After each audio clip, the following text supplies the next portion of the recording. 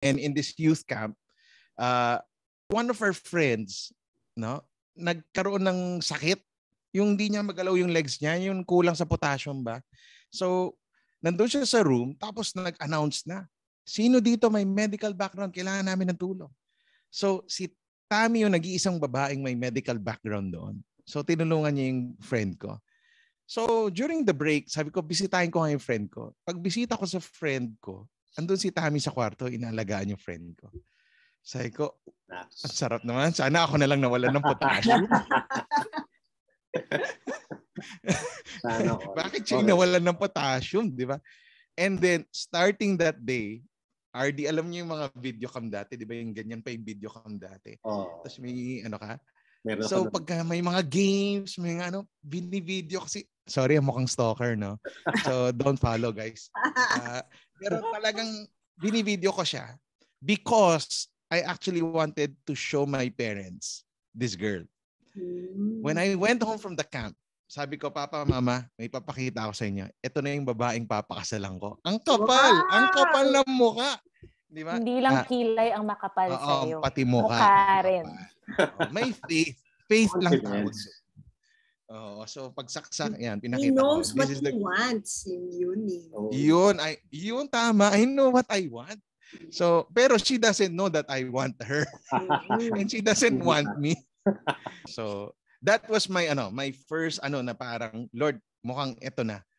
No? And I wanted to make the moves, but I asked the Lord, timing mo na ba to or hindi? Pero alam nyo, I didn't move actually for how many months. I just prayed about it until I saw Thammie in our youth service. Wow. Oy, eto na, Lord. Di ba? Hindi ako maka-worship. Actually, hindi na ako maka-worship kasi nag-I love you ako kay Lord, pero parang nag-I love you na rin ako sa kanya. Distracted. Distracted. Parang si Ardy nung nagsiseminar, tapos nandun ka, Miriam. Hindi na siya makaturo nun. Bayata story. Parang baliktad nga kasi pag siya nagtuturo, ako na yung sobrang na ako amazed. Pag sinasabi niya, kunan mo naman ako ng picture Siyempre, para ma-document natin yung mga talks ko, nalilimutan ako mag-take ng picture kasi nakikinig lang ako. Ganoon ako. Gayuma. Grabe. Pag nagsalita na kasi to, gayumado na ako. Pero teka, this is not about us. It's about you. Continue. Thammie. Were you, Thammie, ikaw. So far, totoo naman. Pero may tanong na ako, kinikilig ka pa ba pag naririnig mo yung parts na yun? Hindi ako marunong kiligin Nako, manid yata si Thammie noon. Kasi very cerebral ako. As in, pati yung how I decided to say yes to him, I was processing with my dad. And may list kami ng, okay, bakit magde-decide na akong i-love siya? Bakit para pwedeng hindi? Parang gano'n. May gano'n kami. So, dad ko din kasi very cerebral. And that's how I really made a decision to say yes to him when I said, okay. Parang gano'n. Lahat ng mga arguments ko in my head, why no? Yung dad ko, nasan si God dyan sa picture na yan? Sa concern mo na yan? Parang puro gano'n. So, I remember saying, sige, I would decide to love him na. Ganun agad. Love agad. Wala nang crush or ganyan. Agad. So what was on the list? Oo nga. What was on the list? Mahaba yung mga concerns ko nun. Pero mabababaw pala.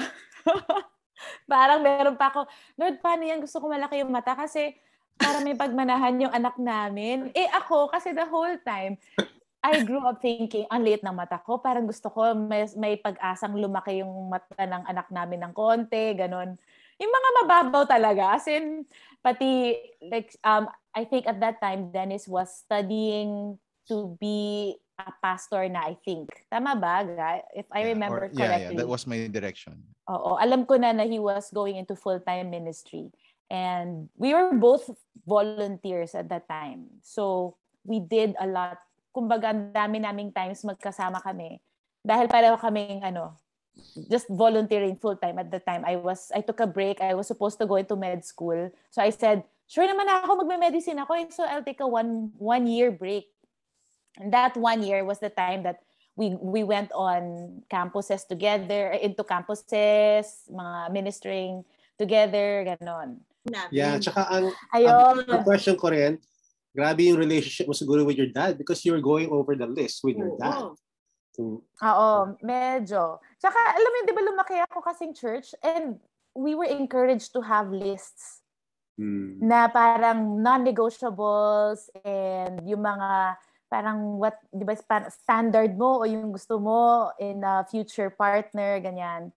Much of that list, I realized when I was going through it was quite, hindi halatang flesh. Hindi ko masyadong tinanong si Lord. More of preferences ko siya. And so, yun yung mga pinoint out ng dad ko sa akin. Preference siya eh. Hindi siya standard of how a godly man should be. Meron din ganon, pero kaya nga my dad helped me eliminate and I guess differentiate between what were just my preferences and what were mga alam mong principles that are from the Bible to help me find a man who I knew feared God and would love God more than me. So, ganon. So, nakakahiyang yung listahan ko. Medyo mababaw talaga karamihan doon. Siya, parang mga 5 pages back-to-back yata kasi gusto ko maging thorough. Ginawa ko siya that list I made when I was in high school. 5 pages. So, syempre, parang bata talaga. And then when I went through it, gano'n kalaki yung notebook? Yan ang tanong. Yellow pad. Yellow pad. Oo! Grabe naman! Sobrang taas ng standard. Buti nga hindi mo talaga. Hindi, buti na lang, na-meet ko lahat yon. I remember, I was going through the list with Dennis and sabi niya, naku, patay ako. Parang ang daming bagsak daw siya, ganon. Pero talaga, kasi high school, alam mo yun, I guess high school, dun ko nilabas yung mga puppy love, whatever na, alam mo yung ganun, bata talaga. So how old were you? Was that 17, 16? No, I think I was as early as 13. I made that list. And then I kept that. Even when I went so I was here in the province and then I remember bringing that list to Manila. So nandun lang siya. And then I went back to it syempre, in my mind, I knew that I will just get into a relationship after school. Parang gano'n na yung ko. So I just went back to it I unearthed that list after I graduated. Na alam kong, okay, pwede na akong mag-find ng partner, ganyan. So gano'n. Kaya sabi ko, very cerebral. Okay. Also, when you met him in the youth camp, yes. And did you go over your list right away? Hindi ko talaga naisip. When we were just like, wala siya sa radar ko. Wala talaga siya sa radar ko. Wala sa radar. Hi, hello lang tayo. Hi, hello lang tayo. So how did you make your intentions? Like, how did you make your intentions known, Ptr Dennis? And how did you get the ball rolling? Was there a may dating period ba? Wala? Niligawan mo ba yung tatay courtship, niya? Like, how did it happen? Well, ako, when we were going out in groups na, kasi syempre after church, sama-sama, ganyan. Tapos nakaalala ko pa, Thammie, yung kotse mo. So, si Thammie, I'm from Victory. At that time, Victory kami, no? So, pero si Thammie came from another church. And uso sa kanila noon ng car dedication. Car dedication, house dedication, lahat ng pwedeng i-dedicate, no? So may kotse siya. Sabi niya, kailangan ko na magde-dedicate ng car. So, kausap ko na si Rico. Sabi ko, naku Rico, kailangan daw mag-dedicate ng car. Hindi tayo nagde-dedicate ng car. Buti na lang, bait na Pastor Rico. Sabi niya, hindi, nagde-dedicate tayo ng car. Just for this one, we're going to dedicate a car. So, we dedicated the car. Tapos, Ardy, syempre, hack to sa mga manliligaw, no? Bumili ako ng basurang maliit para sa kotse. Para pag every time may itapon siya, maalala niya ako. Pero hindi ko naman siya naalala. Basura. Yun ang association, basura. Kung perfume kasi tatapon niya lang, at least yung basura nandoon palagi sa tabi niya. Para na rin ako yung nandoon, di ba? So, dapat may sticker na mukha mo yung yung bibig. What did Ptr Dennis do that worked, that na nahulog yung puso mo? Alam mo, I think for us, it wasn't the courtship that did it or that made it for him. Parang we started off as friends and we did life together. We were both doing what we both love to do in a group setting. So, and ako, ewan ko ha, I remember saying, hindi ako into courtship. Hindi ako mabilis ma-impress when it comes to courtship. Kasi for me, in my mind, syempre, you're putting your best foot forward. Hindi yan yung kailangan kong makita. Ang gusto kong makita, paano ka after the courtship season? Paano ka in real life? And so, ganun ako mag-isip. That's why hindi ako masyadong in the, alam mo yun, yung ligawan na ganyan. I think most of my decision in that area was based on what I saw in real life, like in group setting, how he would be with other women, how he would be with the youth that we were discipling. So it was more through that lens. Yun yung nakatulong sa akin to say yes to him. Seeing the real life with him. Wow. So what actually impressed you? Good question. Good question. Napaisip ako na. Joke lang. Kilay. Bukod sa kilay, I think he knew, una, yung pa lang, diba, example, yung sabi mo kanina na, he knows what he wants. He knew God's will in his life. He knew his direction. He knew what he wanted to do with his life. I saw what he was passionate about, and I was passionate about the same thing. So parang it wasn't forced. We were both doing our own things, following God's call in our lives. And parang, alam mo yung parang picture ba na, here I am doing what I love to do, how I would want to serve God, God's call in my life. And I saw him doing the same thing. And parang, uy, masaya gawin natin to together. Parang ganon siya. And kaya masaya. Parang parallel mission tsaka aligned. Oo. So it wasn't, direction. It isn't even, or baka kasi very big ako nga on God's purpose. Alam mo yun? Parang, so even how I see marriage, it's with that. That's why it's fun, because we're doing what God has called us to do together. We get to do this together. So it's not, alam mo yun, kahit na yung mga petty stuff, mga irritations in life, yung hindi ko preference yan, tapos ganun yung ginagawa mo or ganun ka, parang mabilis ma-overlook. Kasi there's something bigger that unites us. And that you moving forward, there's something that we look forward to beyond ourselves. Right. So you were very mature na in your, as a person and in your faith, that you could think that way, no? And cerebral also in your approach. So knowing Ptr Dennis na si Thammie gano'n ng maturity niya, tsaka cerebral, paano yung proposal? How did you approach that? Well, simple lang yung namin eh. Simple lang nung nag-propose. I think we weren't into, I think the friendship was already there to even have dapat kabonggang ganyan. So, hindi naman siya parang, I need to prepare this. Though sinurprise ko siya noon. Sarado na ngayon yun eh. Saan nga tayo noon? Orchidarium. Yun, Orchidarium. Okay. Malapit sa Rizal Park yun. So meron niyang private place. Tapos hinanda ko na. Tapos funny pa yan kasi pagdating niya, dapat kasi may wedding kami pupuntahan. Pero nag-acting kami na hindi na kami makapunta kasi traffic. Tapos kausap ko yung kuya ko, yung pala papunta. Sige, mag-orchidarium na lang kami. Ganyan. So pagdating sa orchidarium, may table doon na may mga flowers. Tapos sabi ng waiter, sir, yung nag-reserve po, nag-cancel. So sa inyo na yan. Pero kakuntsaba ko na yung waiter. No? So nakaayos na lahat. Tapos biglang may kumakanta from Manila, Philharmonic. Harmonic. Wow. Tapos lahat ng song yung gusto ni Thammie, parang galing naman si Thammie, walang kaklu-klu, no? Ang bait talaga ni Lord, ganyan. Propose na ako.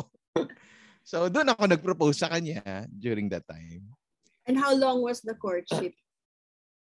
Sandali lang, gusto ko malaman yung words kasi para yung mga nakikinig.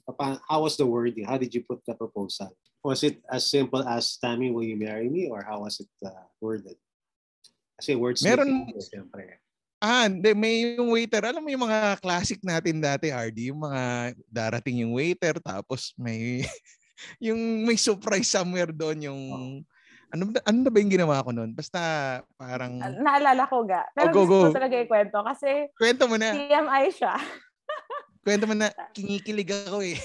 Kasi kailangan niyang lumuhod, 'di ba? Kailangan niyang pumuesto.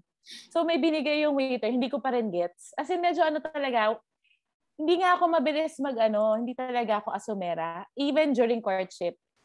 Kaya he had to say it to me na I really want to Kasi akala niya, mag-backtrack ako ulit ng konti, no? Akala niya, super feel ko na may gusto siya. So sabi niya, kailangan ko na i-lay down yung intentions ko ng maayos sa kanya para hindi ako parang nililid on siya.